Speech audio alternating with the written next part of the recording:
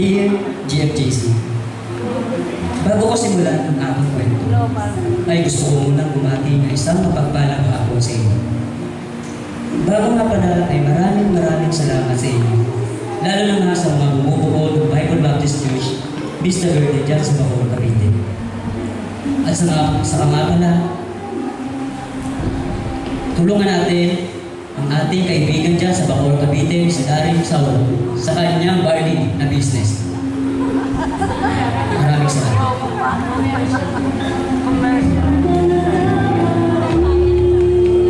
Tawagin niyo na lang ang Ruby ng Yukan. 27 years old at kasalukuyang nakatira sa Maragondon, Cavite.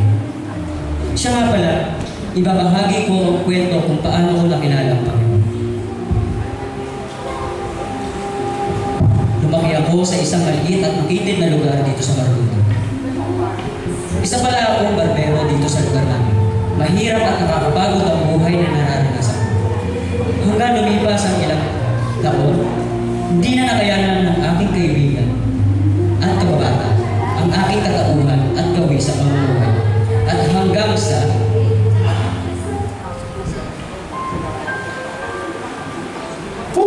grabe, sarap talaga mag-vision.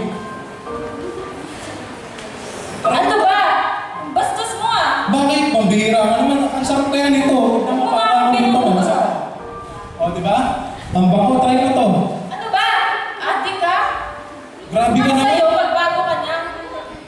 Ba't ako magbabago? Bata pa lang tayo, kanina muna ako, di ba? Habang naglalaro tayo, mga kalaro natin ninanakawan ko, di ba? Ito ang gusto ko. Sabi ko, pag laki ko, maninigarin niyo ako. Ito, o, try mo. Bili. Tigil mo nga yan.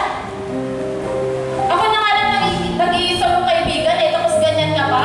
Ito nga lang ang tao, tapos kaibigan mo adik. Ano sasabihin ng iba? Salita, napakayabang mo naman. Di ba sabi mo dati, walang grabe ka, nagmamataas ka na ngayon na. Kung hindi ka magbabago, mawawala na rin ako sa'yo. At kung hindi mo ititigil mag-adik mo, isusubukin ka sa tatay mong pulis. Huwag mo kayo sumbong. Ano ba? Huwag mo naman, patay tayo, huwag mo kayo susumbong. Susumbong kita. Hindi sumbong. Bahala. Talaga. Talaga, adik! Talaga, adik lang mga adik. Saya-saya ako dito eh. May pala itong tao na to ah. dahil sa di namin pagkakaintindihan bilang magkaroon, napagdesisyon namin na layuan ako ang kanyang pagbata at isumbong sa aking tatay na pulis. Ngunit gano'n pa man ang ako'y dumiretso na sa aking barbershop upang magpatuloy at kalimutan kami.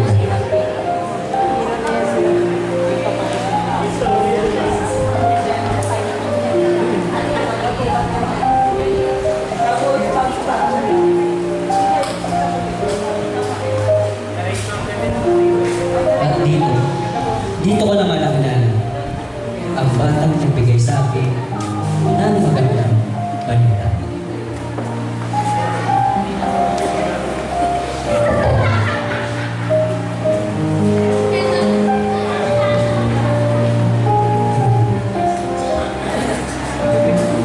Dalawa na lang kayo kuya.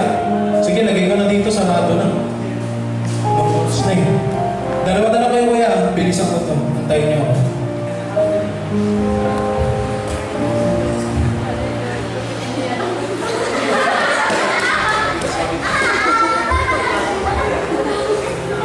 Anong gupit niya kuya?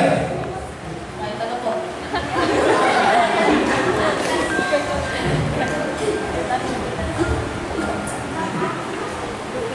Paano yung payte?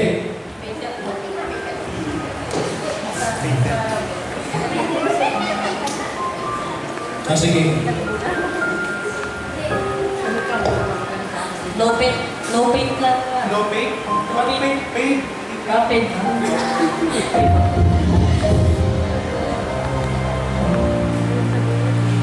Ito yung pinakababa, manipis. Oo. Nga pala, to, may tatanong ako sa'yo. Teka lang. Ano po yun? Naniniwala ka bang may Diyos? Ha? Bakit naman po? Kasi, teka dito, ito. Tignan mo yung mga tao sa labas. Nakita mo? Oo. Yung mga tao sa labas.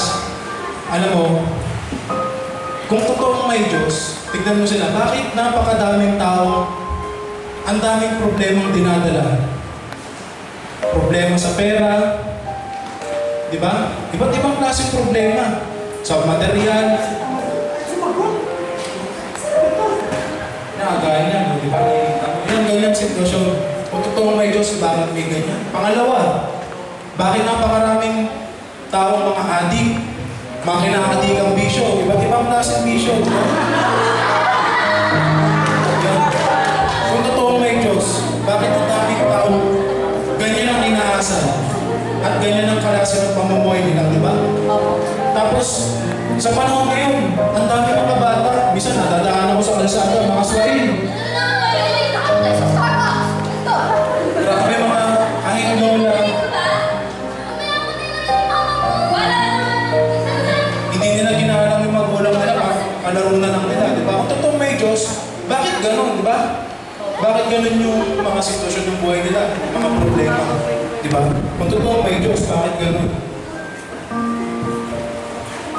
Parehas po pala tayo eh. Naniniwala ka rin na walang Diyos at hindi totoo yung Diyos? Hindi po.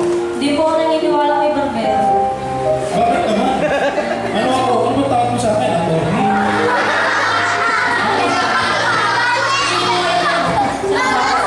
Grabe ka naman. Totoy naman yung... Kung Barbero po kayo kuya. Bossy? Ikaw ba si Bossy? Kung Barbero po kayo. Bakit po ang daming maabang po dyan sa labas?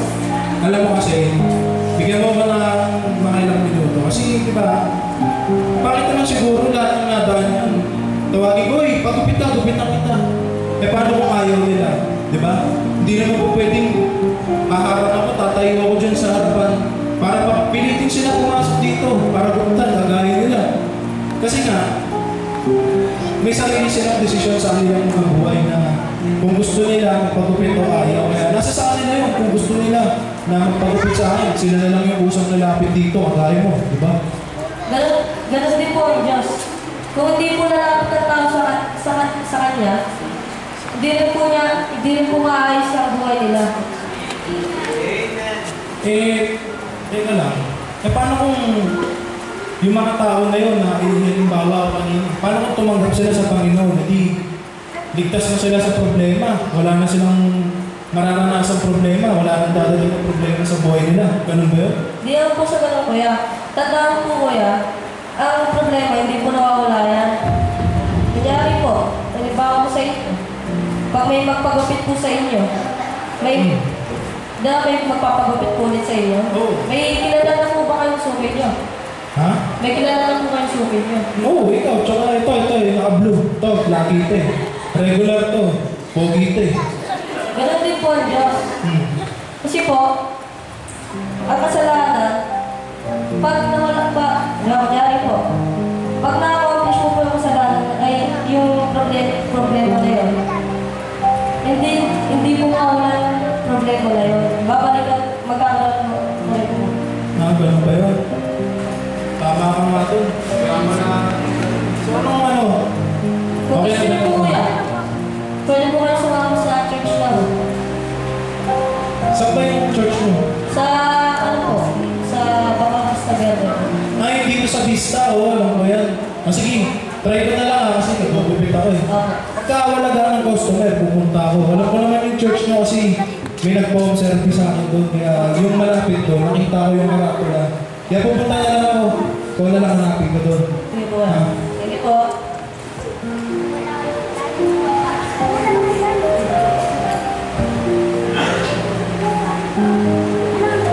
Mas makilalang ka, iiwan ang Panginoon. Hindi pa sa ilang tayo.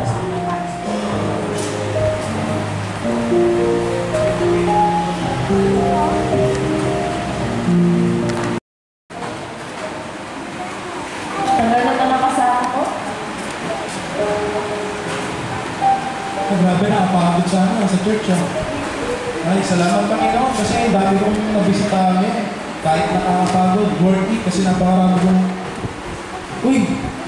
Uy! Kumusta ka na? Uy! Yuan! Kumusta? Long time no see ah. Bakit na lang pinagbago mo ah? Dati pa parang tarantado ah. Grabe ka naman. Grabe ka naman sa akin, parang tarantado. Gano'n ka talaga? Laki na lang pinagbago mo eh. Ibang-iba na yung isula mo. Mukha ka na respetado. Siyempre kasi, alam mo yung sinabi mo bilang kababata, ano yung kumbaga hindi ko inisip na mali. Kumbaga isa yung sa mga naging motivation ko para mas mapalapit sa Panginoon. Kagaya na yun. Ito, nagbabahagi na ako ng salita ng Diyos. For almost 10 years, tagal natin din nagkita. Simula nang pinagsabihan mo ako, may nagturo din sa akin na bata pa nga yun. Napahiya nga ako kasi ang tinong ng bata, naglilingkod sa Panginoon. Isipin mo, bata pa yung napagdala. Ikaw, hindi ako nakinig sa iyo eh. Talagang na-realize ko na salita lang talaga ng Panginoon na kahit yung bata na yun, gagamitin at gagamitin ng Panginoon yun para may bahagi sa akin. Kaya ito, pastor na ako ngayon ng Bible Baptist Church, Marabon doon. So ako na yung pastor doon. So, may ginagawa ka ba pag linggo? Wala naman. Sige, totalan naman. Imbitahan na lang kita sa church kasi, di ba, hindi ko naman yung nagano sa akin. Sige, isama ka sa linggo ah. Sige. Sige, ito na ako.